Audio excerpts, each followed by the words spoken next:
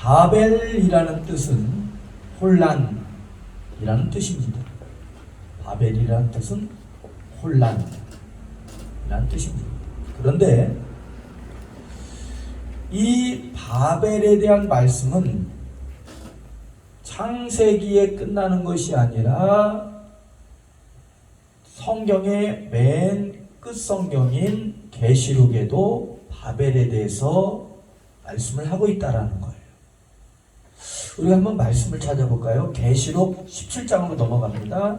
계시록 17장입니다.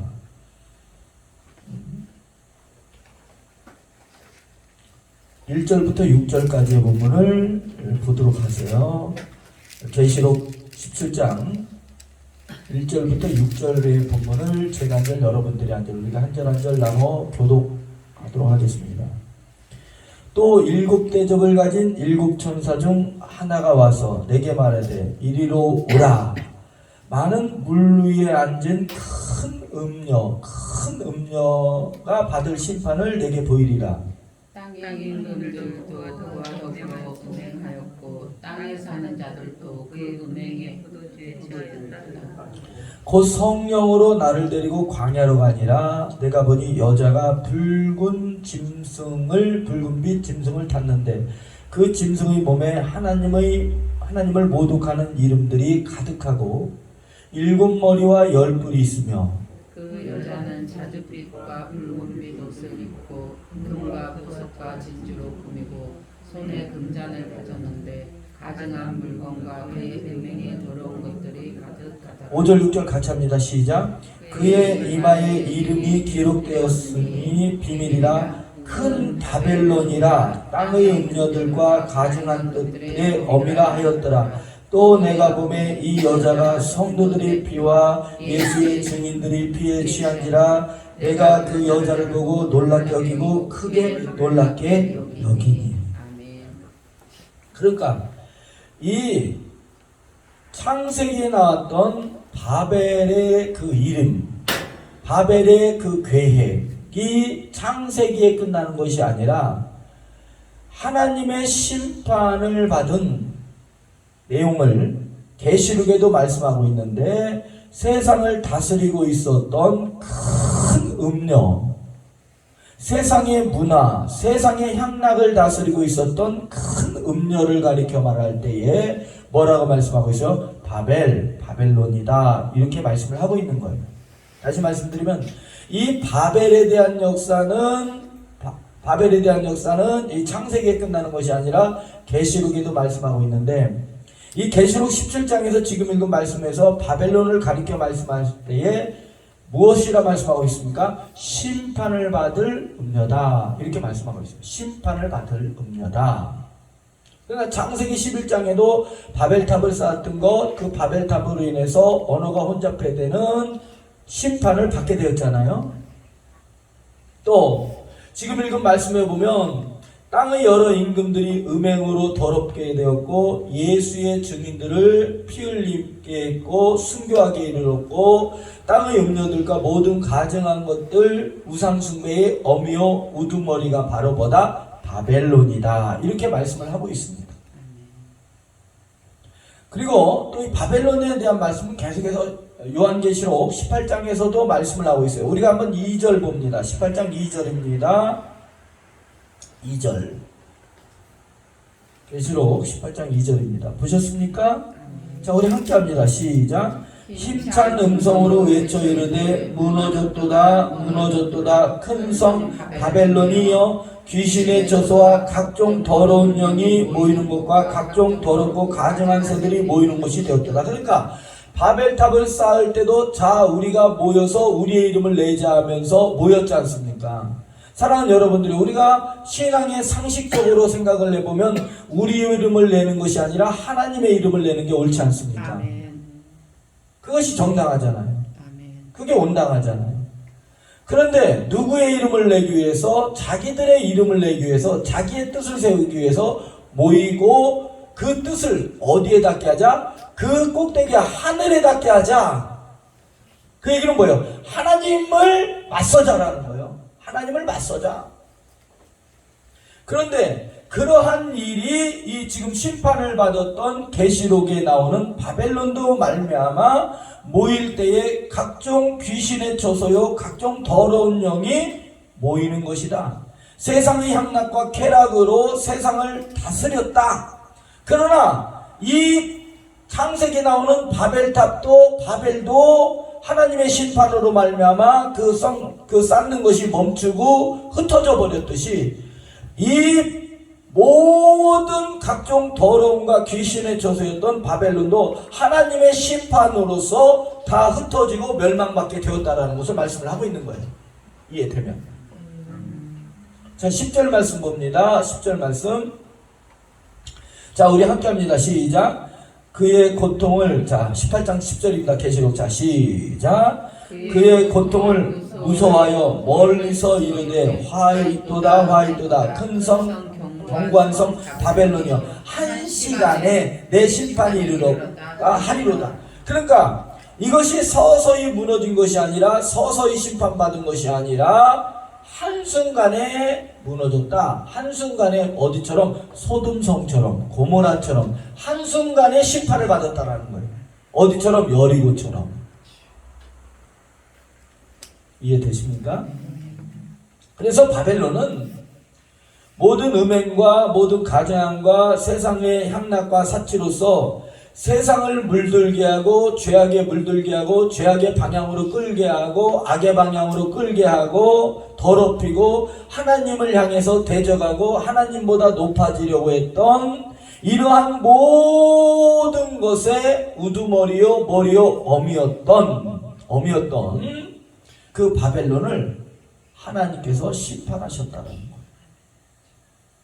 오늘 본문의 창세기 11장에서도 이러한 바벨이라는 성과 탑을 쌓는 그 도시를 하나님께서 보시고 하나님을 대적하려 했고 하나님보다 높아지려 했던 그 교만을 하나님께서 흩어버리셨다는 거예요.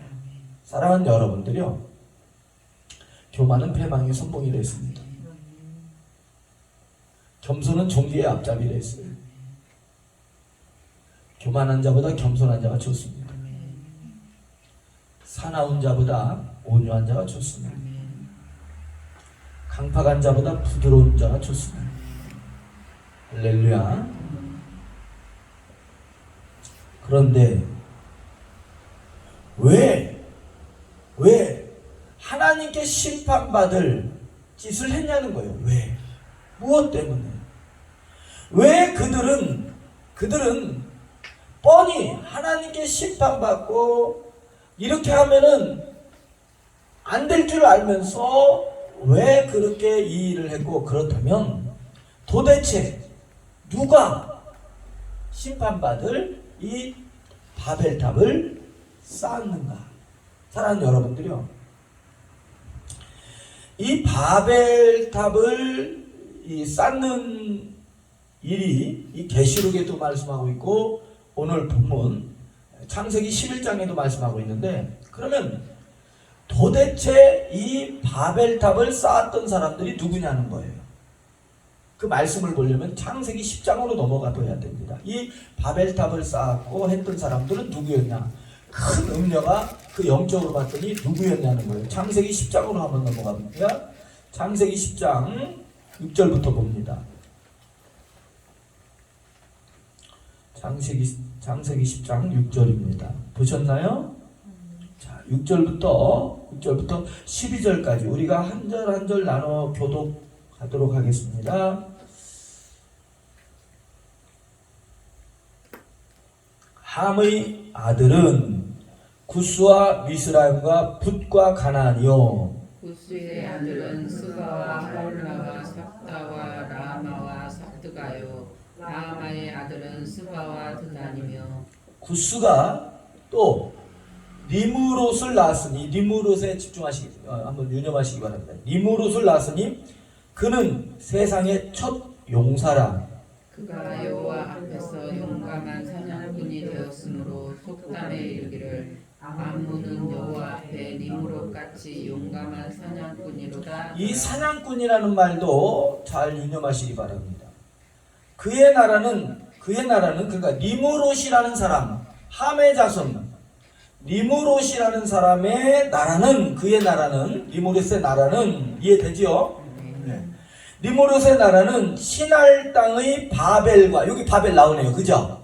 신할 땅의 바벨과 에렉과 악각과 갈레에서 시작되었으며, 그가 그 땅에서 아수르로 나아가 니느웨와 루오보델과 갈라와 함께합니다. 이 니느웨와 갈라와 이 네센을 건설하였으니 이는 큰 성읍이라. 그러니까 이때 당시에 이제 사람들이 노아의 홍수 이후에 셈과 함과 야베스의 자손들이 이제 번성하기 시작합니다.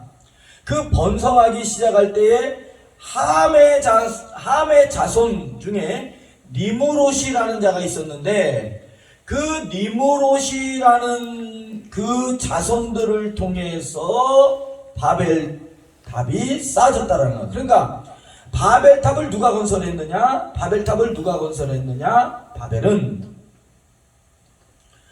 노아의 세 아들 중 함이라는 아들의 자손 중에서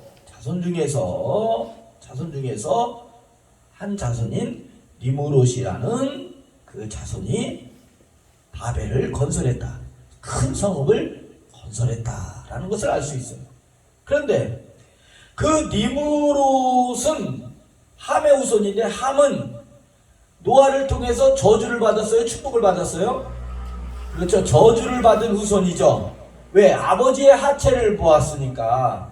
아버지의 수치를 보고서 그걸 형제들에게 말을 했고, 아버지의 수치를 즐겨 보았기 때문에 이 함은 성경에 보면 다 나와요. 창세기 9장 25절에 보면 노아가 술 취했을 때 하체를 보고 그 하체를 즐겨했기 때문에 이 노아의 세 아들 중에 함이라는 자녀가 저주를 받게 됩니다. 이해되시죠? 아멘. 자, 25절 보세요. 9장 25절 보세요. 9장 25절. 자, 보세요. 제가 읽어드릴게요. 봉독해드립니다. 이에 이르되 가나안은 저주를 받아. 이 가나안이 곧 함입니다. 함. 가나안은 저주를 받아 그의 형들의 종들의 종이 되길 원하. 종의 종이 되길 원하노라. 아멘. 그런데 그 함이 형제들의 종의 종이 되길 바라는데 6절 말씀 보세요. 10장 6절. 함의 아들, 우리가 좀 전에 읽었던 함의 아들은, 그러니까 이 니무롯은 어떤 인물인가? 하나님께 저주를 받았던 함의 자손 중에 하나였는데, 그가 하는 행동을 봤더니 그의 직업은 뭐였더라? 사냥꾼이었더라. 이해되죠? 사냥꾼이었는데, 자 보세요. 이 니무롯은 거인족입니다. 거인족. 골리앗과 같이 거인족인데, 그런데 이 니무롯은 사냥꾼이었는데, 우리가 그 에서도 사냥꾼이었잖아요. 근데 이 에서의 사냥꾼이라는 말하고 니무롯이 사냥꾼이라는 말은 좀 다른 면이 있습니다. 어떤 면이 있냐면, 에서는 들짐승을 사냥했다면 이 니무롯은 그때 당시에는 정복전쟁을 했어요. 그렇기 때문에 여기서 사냥꾼이라는 얘기는 사람의 사냥꾼이었다라는 거예요. 이해되지요?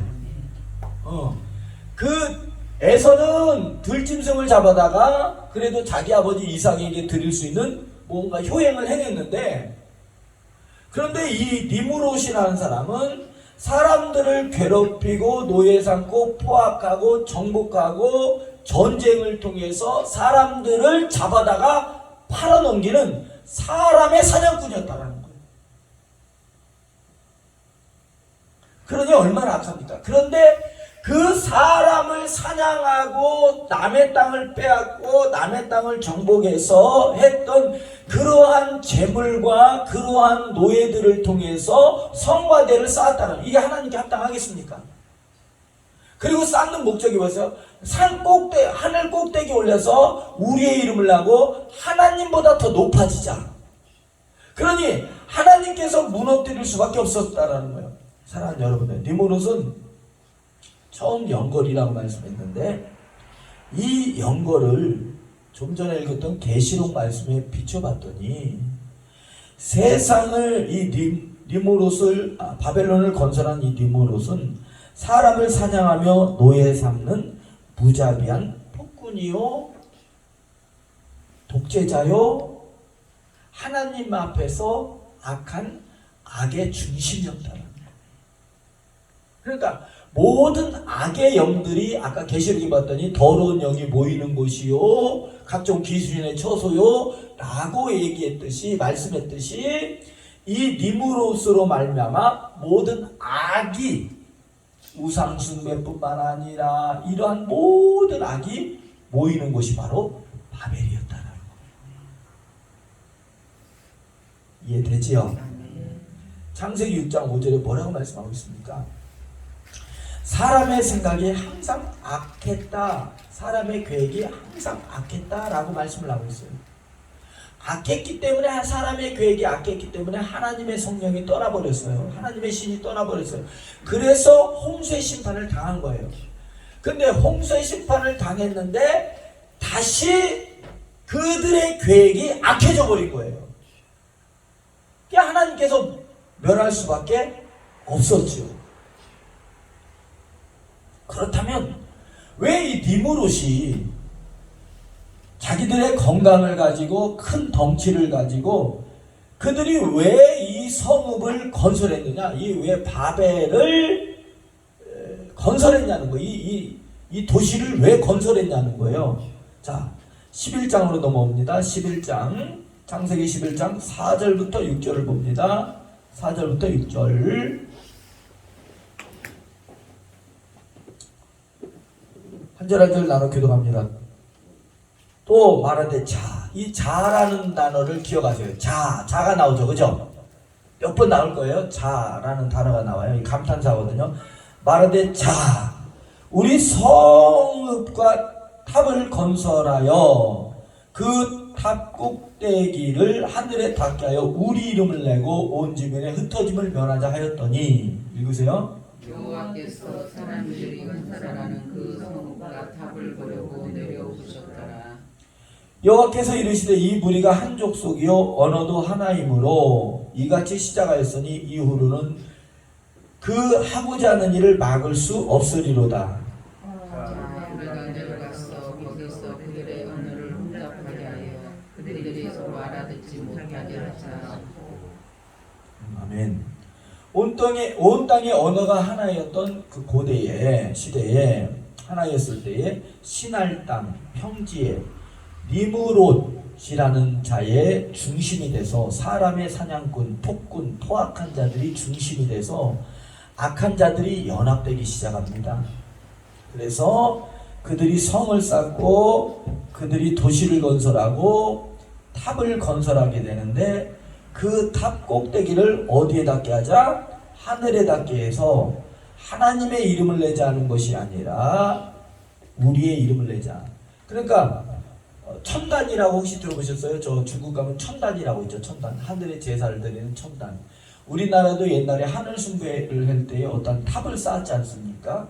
그런 것처럼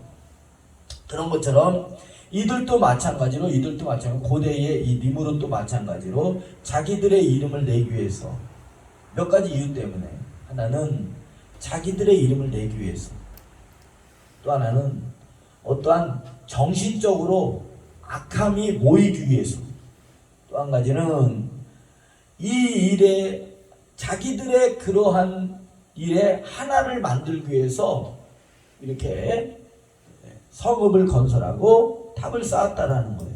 그런데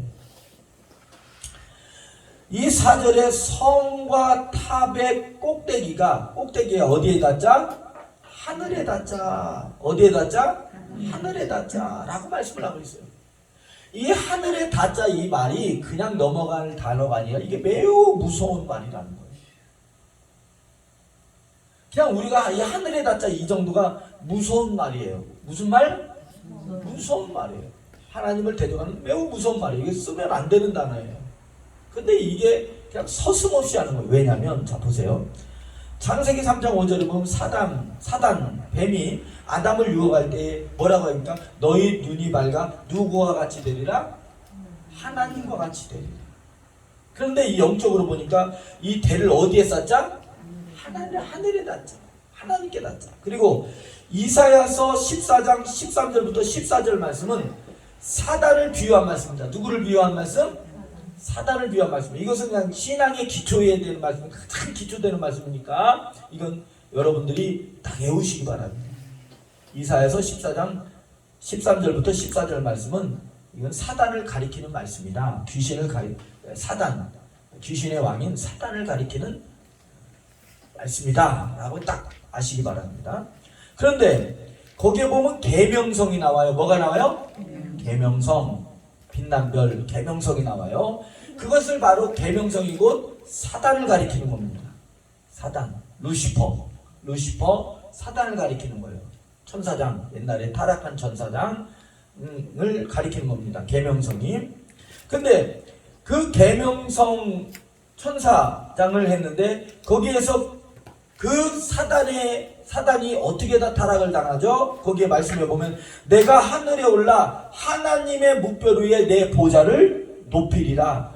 높은 자와 나를 비교하리라. 내가 그것보다 더 높아지리라 했을 때에 타락에서 타락한 천사들과 함께 쫓겨남을 당하게 되지 않습니까? 이해되죠? 그러니 저와 여러분들은 하나님 앞에 오직 예수 그리스도, 아멘. 저와 여러분들은 오직 겸손할 수밖에 없어요. 아멘. 그런데 이 하늘에 닿게 하자라는 뜻에 대해서 신학자들, 종교개혁자들이 하늘에 닿게 하자, 이 지금 창세기 11장 4절의 말씀에 보면 하늘에 닿게 하자, 성읍과 탑을 쌓아 그 이름을 내고 하늘에 닿게 하자, 그 꼭대기를 하늘에 닿게 하자 이랬을 때에 그 예배 그 뜻에 대해서 종교개혁자들과 신학자들과 이 성경을 연구하는 학자들이 동일하게 말씀한 게 있어요. 동일하게. 이 하늘에 닿게 하자는 단순히 하늘의 꼭대기에 닿게 하자, 높게 쌓자 이렇게 해서 얘기한 게 아니라는 거예요. 그 속뜻이 있다는 거. 뭐가 있어요? 그 속뜻이 있다는 거. 그 속뜻이 뭐냐면 마르틴 루터는 종교개혁자죠. 그 마르틴 루터가 그 의미, 하늘에 닿게 하자, 이것은 뭐냐면 숭배의 의미를 담고 있다. 숭배의 의미를 담고 있다라고 말씀을 하고, 로버트 캔들리시라는 사람도 같게 얘기했는데 하늘에 닿게 한다는 것은 의심의 여지 없이 종교의 의미를 담고 있다. 종교의 의미를. 그러니까 어떤 종교도 탑을 쌓지 않습니까? 그렇죠? 탑을 쌓는 종교가 있잖아요. 그러니까 그게 종교심, 종교의 의미를 담고 있잖아요. 그게 좋은 게 아니죠. 여러분들도 내과에 가서 이렇게 돌 줘서 이렇게 탑 쌓고 그러지 마세요. 옛날 생각으로. 좋은 거 아니에요. 그리고 모리스라는 분도 있는데 하늘에 닿게 한다는 것은 하나님 이외의 것을 섬기려는 강한 종교의 의식을 담고 있다. 이렇게 얘기했고, 또 어떤 학자들은 하늘에 닿게 한다는 것은 점성술과 같은, 별을 보고 점치는 것과 같은 별 숭배에 대한 우상 숭배를 담고 있다라고 해석했습니다. 그러니까 정리를 하자면 종교 개혁자들부터 많은 성경의 학자들, 많은 목사님들은 하늘에 닿게 하자, 이것은 숭배적 의미, 종교적 의미, 가장 하나님이 싫어하는 우상 숭배적인 의미를 담고 있다라는 것을 말씀을 하고 있다라는 거. 이해되죠? 그런데 또한 이 바벨론을 건설한 니무롯은 창세기 10장에도 말씀했듯이 그들은 사람을 사냥하는 포악한 아주 포악한 정복하면서 사람들을 사냥하는 아주 포악한 사람들이었다는 거예요. 그 사냥한 사람들을 노예를 데려가다가 그 일을 하는 일에 다 노예 삼아서 쓰고 있었다는 거예요. 그러면서 그 노예들을 하면서 누구를 숭배하려고? 별을 숭배하는 것이 아니라 자기를 우상화 만들었다는 거죠. 님으로 자기를 우상화 만들었다는 거예요. 어디를 보면 알 수 있어요? 다니엘서에 보면 금신상이 나오죠. 그 금신상을 만들어서 누구를 숭배하라? 그렇지. 바벨론 왕을 숭배하라. 자기 바벨론의 그 왕을 숭배하라고 금신상을 만들었잖아요. 이해되면. 저 북한 땅에도 이렇게 신상을 만들어 놨잖아요. 그 김일성 상에다가 절하게 만들고. 그러듯이 이 니므롯도 똑같이 했다는 거예요.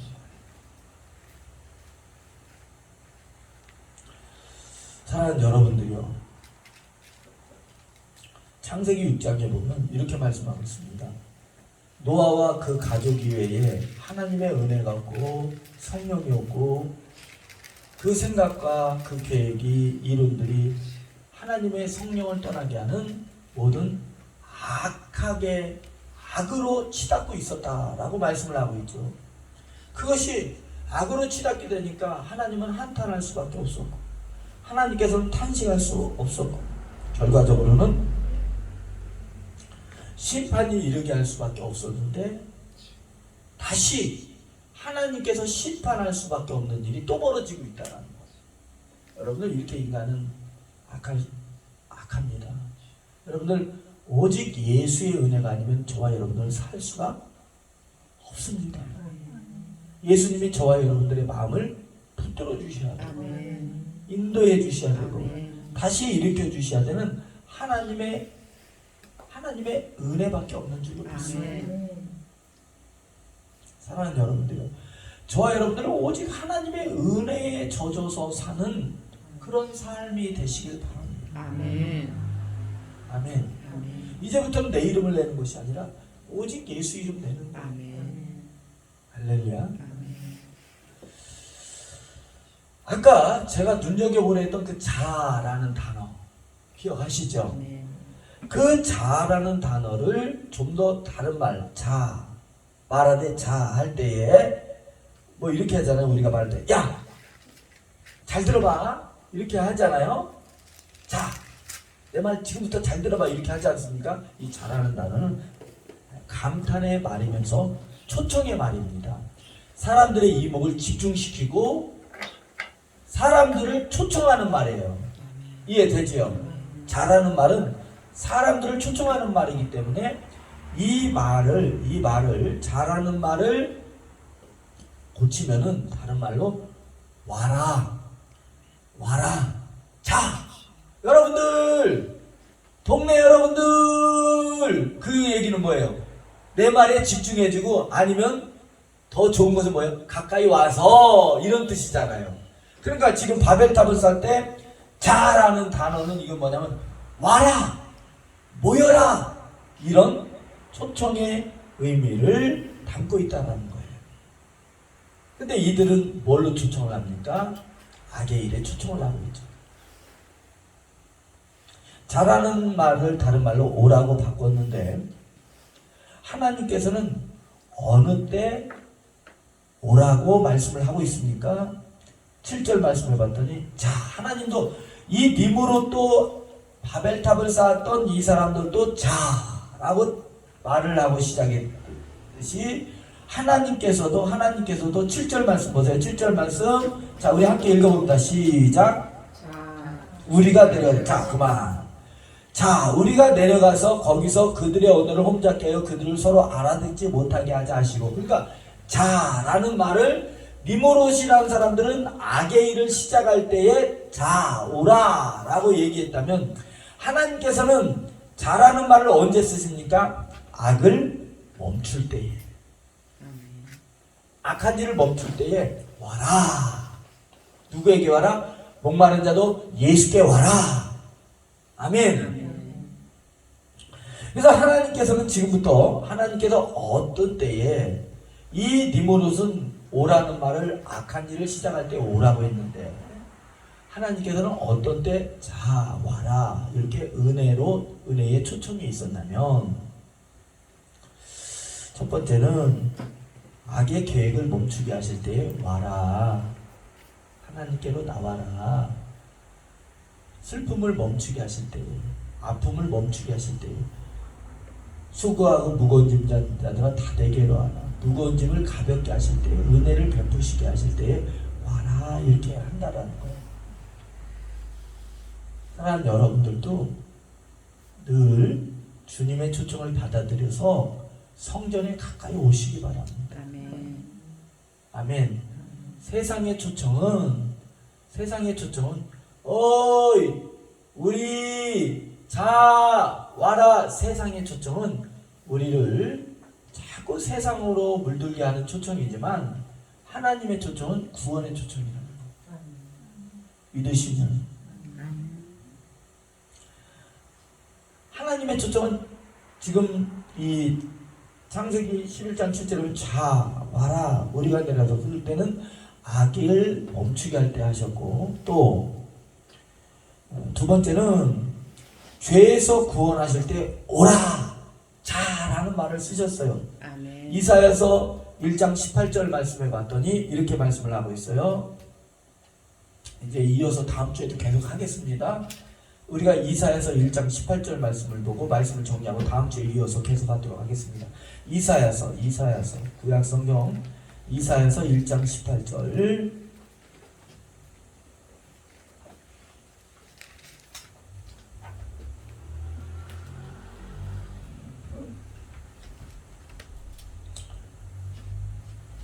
이사야서는 대선지서죠. 대선지서 다니엘서까지 대선지서 그 다음에 호세아부터 말라기까지는 소선지서예요.